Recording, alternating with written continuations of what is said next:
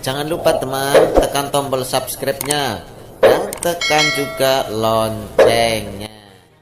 Assalamualaikum warahmatullahi wabarakatuh. Sahabat YouTube yang beriman, Rasulullah Shallallahu Alaihi Wasallam bersabda, perbanyaklah kalian mengingat pemutus kelezatan dunia. Kemudian para sahabat bertanya, wahai Rasulullah, apakah itu pemutus kelezatan dunia? Kemudian Rasulullah Shallallahu Alaihi Wasallam menjawab, kematian.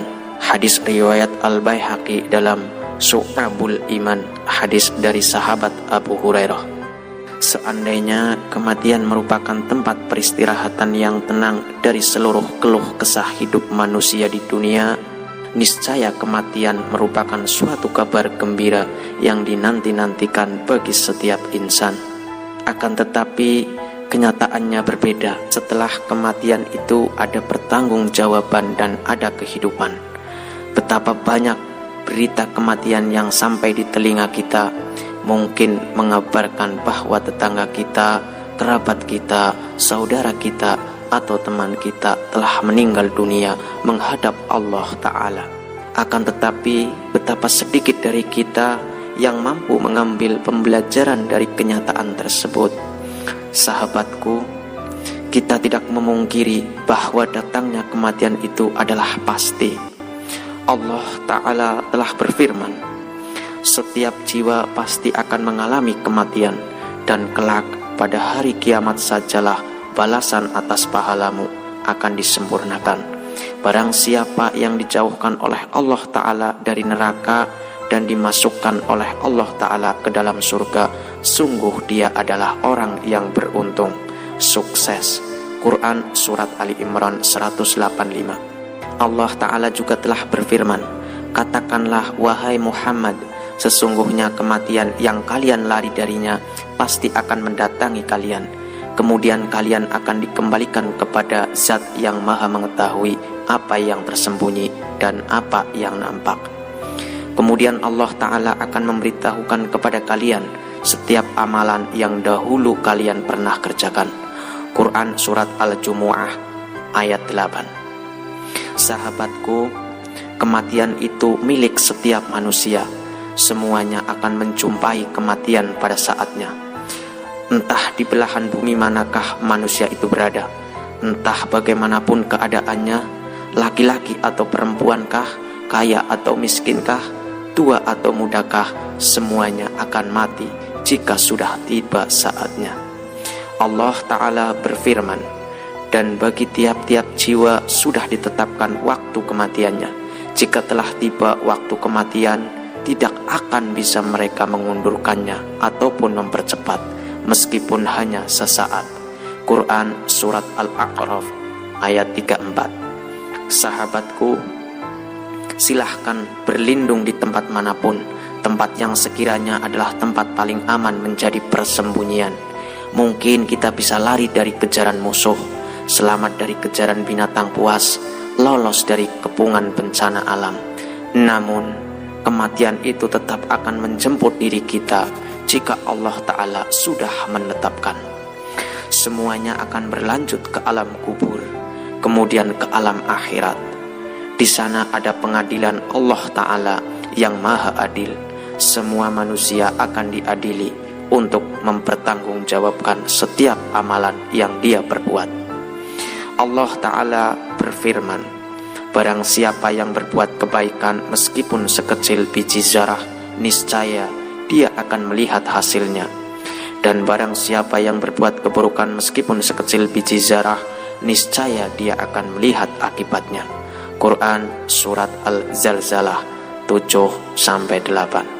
Dari Sa'id bin Sulaim radhiyallahu anhu, Rasulullah Shallallahu Alaihi Wasallam bersabda, tiada penolong yang lebih utama derajatnya di sisi Allah pada hari kiamat daripada Al-Quran. Bukan nabi, bukan malaikat, dan bukan pula yang lainnya. Abdul Malik bin Habib, Sarah Ihya. Telah dikisahkan ketika mayat meminta tolong kepada seluruh orang yang dikenalnya. Ada seorang yang meninggal, awalnya tidak menyadari bahwa dirinya telah meninggal. Dia merasa dirinya sedang bermimpi meninggal. Dia melihat dirinya ditangisi, dimandikan, dikafani, disolati, hingga diturunkan ke dalam liang kubur. Dia merasa dirinya sedang bermimpi saat dirinya ditimbun tanah. Dia berteriak-teriak, tetapi tidak ada yang mendengar teriakannya. Beberapa waktu kemudian, saat semua sudah pulang meninggalkannya sendirian di bawah tanah, kemudian Allah mengembalikan ruhnya. Dia membuka mata dan terbangun dari mimpi buruknya. Dia senang dan bersyukur bahwa ternyata apa yang dia alami hanyalah sebuah mimpi buruk, dan kini dia sudah bangun dari tidurnya.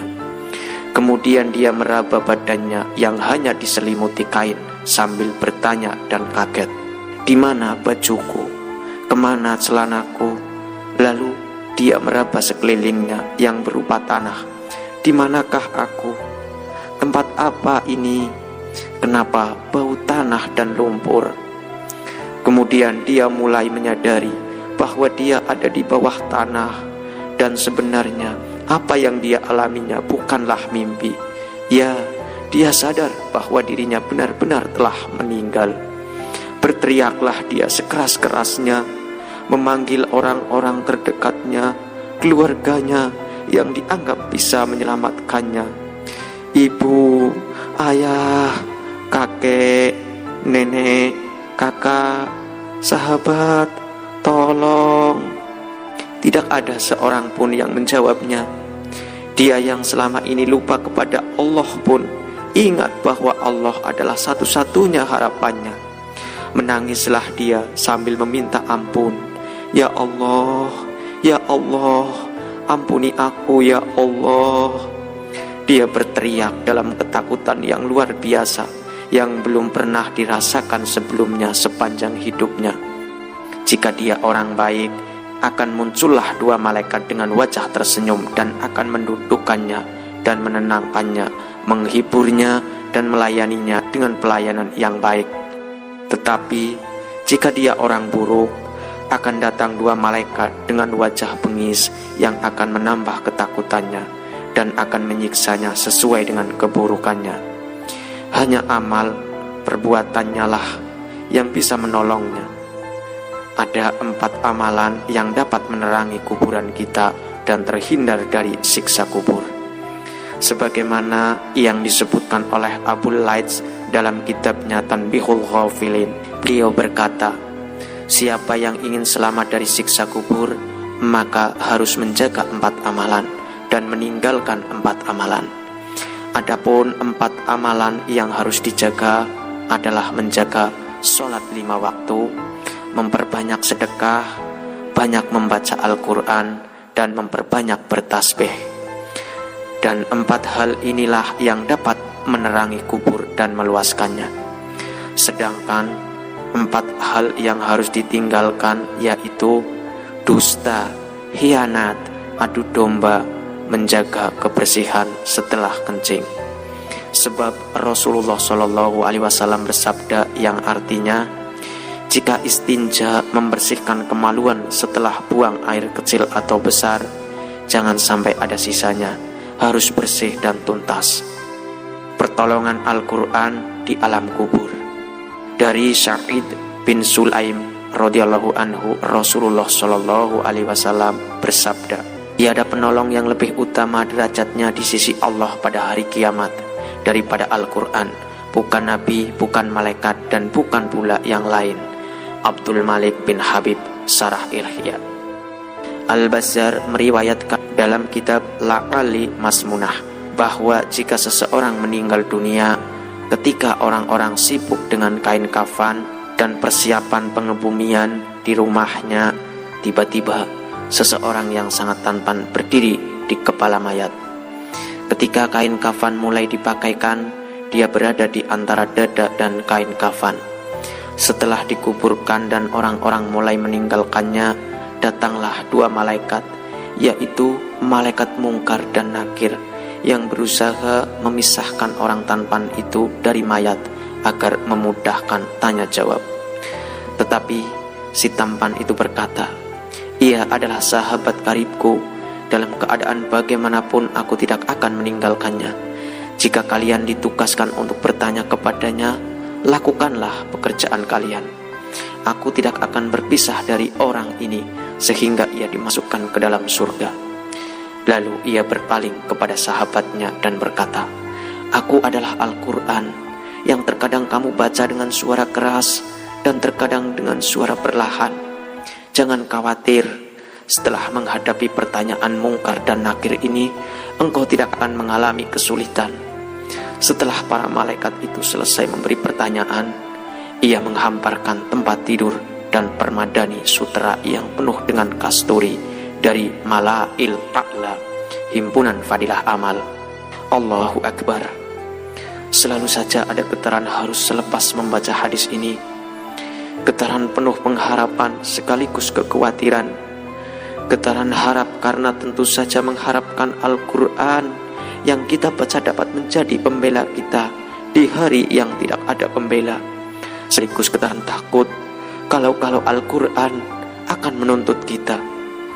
Banyak riwayat yang menerangkan bahwa Al-Quran adalah pemberi syafaat yang pasti dikabulkan Allah Subhanahu wa ta'ala.